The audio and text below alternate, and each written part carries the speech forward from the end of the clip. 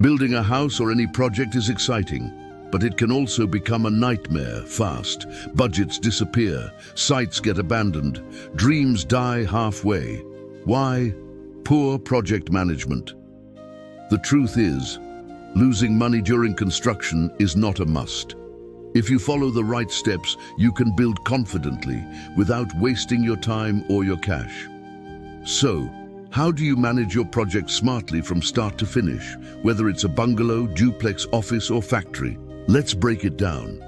Step 1. Start with a realistic budget. Don't guess. Don't assume. Don't just ask your cousin how much he spent. Every project is different. A proper budget isn't just about adding up materials.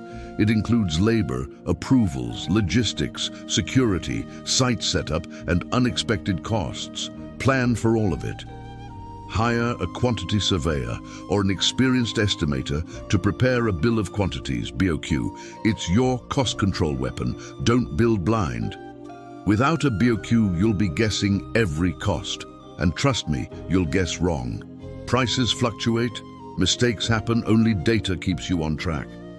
Step 2. Always work with a proper building plan.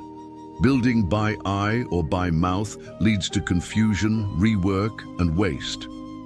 Get your plan done by a professional architect. It should show structure, layout, dimensions, and be clear enough for every tradesperson to follow. A building plan also saves you from legal trouble. In many regions, unapproved buildings face fines or even demolition. Plan right, build right. Step 3. Hire the right professionals, not just people who know how to mix concrete or lay blocks. You need trained, experienced hands. Hire a certified engineer or site manager to oversee daily work. Their job is to make sure the plan is followed and materials are properly used. For electrical, plumbing, roofing, and carpentry, get people who know their craft. Cheap labor often leads to expensive repairs. Step 4. Buy quality materials, but buy them smart. Don't fall for flashy deals or smooth talkers selling low-grade cement or bent rods. Always compare price and quality. Visit trusted suppliers, check reviews, and if possible, inspect materials before paying in full. Buying cheap blocks may save money today, but you'll pay tomorrow when your walls crack or floors shift. Build it once. Build it strong. Step 5. Supervise your project regularly. If you can't be there often, assign someone you trust, someone who can say no to poor work. Even the best workers take shortcuts if no one's watching. Your presence or your delegate's attention can make all the difference. Check if work matches the plan. Are materials being mixed correctly? Are structures aligned? Catch mistakes early. It's cheaper than fixing later. Take photos, ask questions, keep a notebook, track progress. You're the client, but also the guardian of your own investment. Step 6. Always prepare for unexpected costs. Even the best plan can't see the future. Prices change, designs adjust, emergencies happen. Keep 10–15% of your total budget as a buffer. That small cushion will keep your project alive when surprises hit. Let's talk about approvals. Permits, inspections, utility clearances. Many builders forget to include them in their timeline or budget. That's a mistake. Building without approvals is risky. You may be fined, delayed, or forced to demolish parts of your work. Start right with the authorities. Don't forget logistics, delivering materials, setting up storage, water, electricity. All these things cost money and must be planned for. Provide secure storage for materials. Hire a guard if needed. Theft and spoilage are silent budget killers most people overlook. Even feeding workers or providing rest areas can become a recurring cost. Don't ignore these small things. They add up. Also, avoid paying lump sums without a contract. Break your project into stages: foundation, walls, roof, finishing, and pay based on progress. Stage-based payment encourages performance and accountability. It also helps you track your cash better and reduces the risk of abandoned work. We'll go deeper in part 2 because good management doesn't end here. But for now, know this: smart building isn't about spending less. It's about losing less. Stick around for part 2, where we'll explore finishing tricks, time management, and the habits of project owners who always finish strong. Welcome back. In part 1, we laid the foundation for smart project management, budgeting, planning, supervision, and buying wisely. Now in part 2, let's get into the execution phase: finishing, timing, record keeping, and mindset. These are the moves that separate failed projects from finished homes. First, never try to rush finishing. That's where people make the biggest mistakes. Plastering wet blocks, tiling uncured floors, painting damp walls. These shortcuts cost you.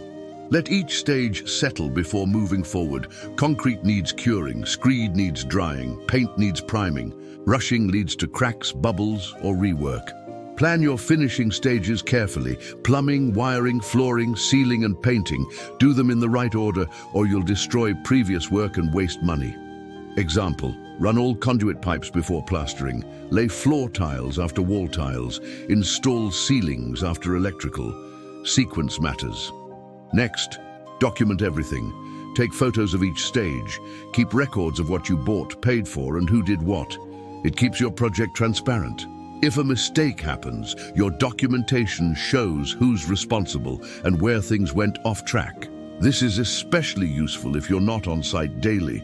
Also, track your expenses weekly. What's been spent, on what, how much is left. Don't leave your budget in your head. It will vanish without warning. Avoid emotional decisions. Just because someone says, "we need it now," doesn't mean you should break plan. Review, assess, and always ask, is this essential? Don't forget your timeline. A good project isn't just within budget. It's on time. Delays cost money. Workers expect pay. Materials spoil. Rent continues. Set realistic milestones. Not everything will go perfectly, but knowing your timeline helps you adjust early, not in panic. If a contractor gives a 4-week timeline, ask, what happens each week? Don't accept vague promises. Break it down and monitor the progress. Also, avoid scope creep. That's when owners keep adding features midway. Bigger windows, extra rooms, fancy tiles. It sounds small, but it crashes budgets fast. Plan your full scope before you begin. Stick to it. If you must adjust, assess the impact first. Expansion can wait. Finishing well should be the focus. Another golden tip: don't wait till the end to pay attention to quality. By then, it's too late. Monitor early, set standards, demand corrections immediately. Use a checklist for each phase. Foundation done, waterproofed, walls up, straight, roof completed, sealed, don't guess. Tick, verify, continue. And please don't ignore landscaping. After all the work, your compound still needs paving, drainage, and clean surroundings. It's not a luxury, it's part of finishing. Add these to your plan early. If not, the house will sit on muddy ground, water will pool, and dirt will keep entering your new rooms. Mind the details. Use anti-rust rods. Check slope in bathrooms. Make sure drains aren't blocked. Tiny issues can become huge expenses later. Also, invest in proper security systems, even if it's just basic cameras or strong doors. Construction theft and post-completion break-ins are real. Now here's something important: your mindset. If you're building to impress others, you'll overspend and stress.